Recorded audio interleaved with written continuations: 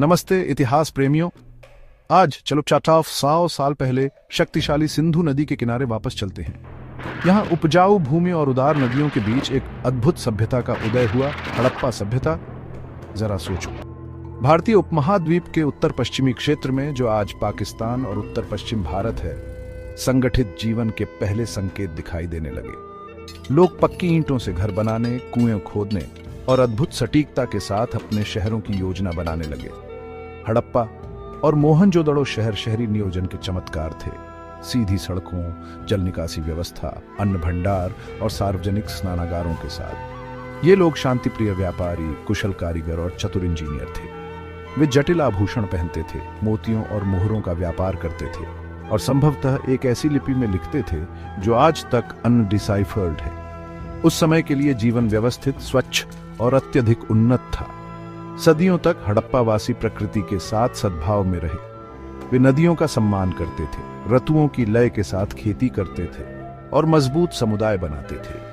वे Mesopotamia जैसी दूर की भूमि के साथ व्यापार करते थे और अच्छी तरह से नियोजित शहरों में स्वच्छ पानी और अच्छी स्वच्छता के साथ रहते थे।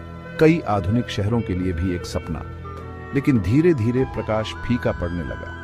1900 ईसा पूर्व के आसपास महान शहर उजड़ने लगे। कारण एक रहस्य बना हुआ है, लेकिन इतिहासकार और वैज्ञानिक कई संभावित कारणों का सुझाव देते हैं। जलवायु परिवर्तन ने मानसून को कमजोर कर दिया होगा, और कभी महान नदियां सूख गई होंगी या अपना रास्ता बदल दिया होगा। अचानक आई बाढ़ या सूखे जैसी आपदाओं ने जीवन को कठिन बना दिया होगा। खेती ने मिट्टी को कमजोर कर दिया होगा, जिससे भोजन की कमी हो गई होगी। और कुछ का मानना है कि लोगों के नए समूह आ गए होंगे और धीरे धीरे हड़प्पा संस्कृति को बदल दिया या आत्मसात कर लिया होगा। जैसे जैसे शहर खाली होते गए और ईंटें टूटती गईं, वैसे वैसे कभी महान सभ्यता चुपचाप लुप्त होती गई, युद्ध से नहीं बल्कि मौन से। हालांकि हड़प्पावासी गायब हो गए, लेकिन उन्होंने एक समृद्ध विरासत छोड़ी। उनके शहर अभी भी खंडहरों और कलाकृतियों के माध्यम से कहानियां सुनाते हैं। उनकी योजना, स्वच्छता और शांतिपूर्ण जीवन की भावना एक प्रेरणा बनी हुई है। आज पुरातत्वविद अभी भी उनके जीवन के बारे में नए रहस्यों की खोज और खुदाई करते हैं।